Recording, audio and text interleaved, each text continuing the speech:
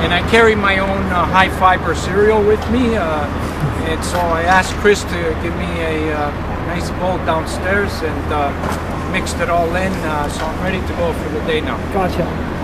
And sure, it's tasted better lately. It is actually. actually. Too for my Yeah, part, so. yeah.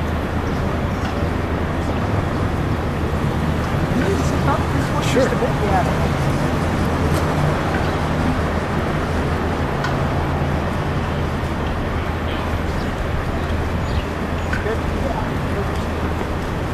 Okay. And once again, George, if you can say and spell your first and last name. It's George Marcello, M-A-R-C-E-L-L-O. And your title. It's the CEO and founder of Step by Step. And what is Step by Step? Step by Step is a non-profit charitable organization, and we're committed and dedicated to address Canada's critical shortage of organ and tissue donations. Tell me about that. What is the critical situation? Well, in Canada, there's presently over 4,000 Canadians that need life-saving organ transplants. And Canada has one of the lowest organ donation rates in the entire world, and we need to change that. Almost every day, somebody is passing away in Canada waiting for these gifts, and we need people to understand how important this is, and that's why we're conducting this campaign, SOS4000. You were here, and we got caught up with you in Moncton about 3 years ago. I was just watching that video. How have things changed since then? Well, they have changed. They've slightly improved, but we still have a long ways to go. We still haven't really tackled some of the hard issues involving organ and tissue donations, but awareness is always the key. You can't just do something one day and then forget about it. You got to keep doing this, and that's why we're still continuing doing our work, because there's a lot more work to do. What are the hard issues? Tell me a couple of them. Well, in our system presently, sometimes it becomes very difficult, even though you're trying to make your wish known, to actually have your organs donated. And so it could come down to an administrative problem. So for years now, as everybody knows, we've been advocating the opt-out system that's being presently used in Europe. So we've planted the seeds for governments to look at that system, where everybody would be registered as an organ donor unless they opted out. Therefore, we wouldn't be losing as many people as we have. People want to donate their organs, they just don't have the time to get around to it, and sometimes making their wishes known to their family. So in this system, everything's already done. So administratively, it's all done, and people that don't want to be on, wouldn't want to be on that list, would take their names off. Now, of course, that sparked a little controversy when some of the government leaders looked at it, and I mean, for the past number of years, I've had many debates and much dialogue. So who knows? Maybe that's still in the making down the road. But right now, we're just focusing on the students in this campaign to carry the torch and become ambassadors, and let everybody know how important this is. And through the students, we're hoping the adults could be reached. So tell me about this. Is this the first time you've used students on your campaign? No, it's not. We've used them a bit in my campaign and in Christopher's campaign 3 years ago. We've actually organized almost 1,000 schools during Christopher's Wish campaign, and during that time we found out that the students were very attentive to this issue, and we thought, well, what better way than to have somebody pick one of their very own to represent their own communities and then become ambassadors. So that's where we came up with the name Student Torch Champion.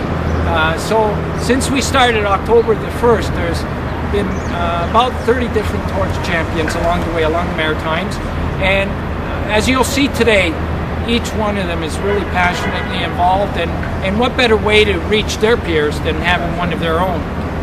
Why is it important to get students involved in this campaign? What do they mean to the future of this issue? Well, students have a special way of reaching everybody's heart.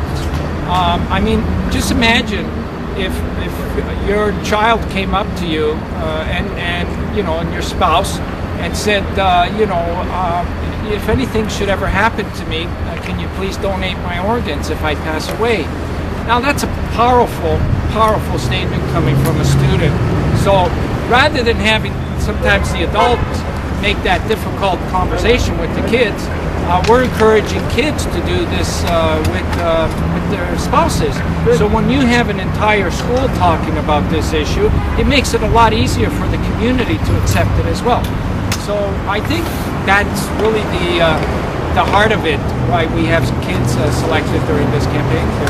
You were telling me that there is a unique issue in the Maritimes. Tell me about that. Yes, the Maritimes right now is the only provinces that presently don't have a stranger live donor program.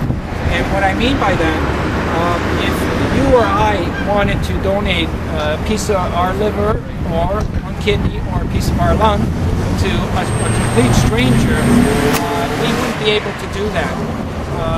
They only have family members where you can do that in the Maritimes, and the other provinces have adapted the stranger live donor, and Ontario and BC went a little bit further. They're actually compensating some of the expenses that come along with doing this for the donor. So we're not really right now trying to make any big advocacy campaign, but since we've noticed this in the Maritimes, we're strongly encouraging every maritime government to really look at this and see if they can also adapt it in the Maritimes. Why is it so important to do that? Well, because there's a lot of people that would go that extra mile in the Maritimes, that would, knowing that there's 266 people in the Maritimes that are presently waiting for organ transplants. There's people that'll go that extra mile and donate a piece of their liver or one of their kidneys to them. So why prohibit that from happening? Why not have that as an available option? So I think it is important that the Maritimes adapt that and make it, at least give people the option of someone that would want to do something like that. Aren't things getting better in this issue? Slowly, too slow for my liking, and it, you know, we could do a lot better. And you know, again, I think it's through the students that we'll be able to express this. That we can do a lot better, and a lot more can be done. And we're actually going to go as far as say that we can solve the entire problem. So over 4,000 people that presently need organs and tissues in our country, all of them can be saved. That's what we're shooting for. Spain is very close to that. They just reported 96% in other European countries. So why can't we do the same here? So we're going to keep at this. We're not going away. We're going to do this on a yearly basis until we reach our goal of saving everybody on that waiting list. I ask myself that many times. Yes, it's George Marcello. I'm the CEO and founder of Step by Step, a charitable organization. Our mission is to address the critical shortage of organ and tissue donations in Canada. Today? Sure. Well, what's happening today, it's day 36 of our SOS4000 torch relay across Canada. And today a student has been selected from St. John High School. Her name is Mary J. McAfee, and she's going to be carrying the torch, and she's called the St. John Torch Champion. She will become an ambassador for organ and tissue donation for the rest of the year here, doing various events and activities.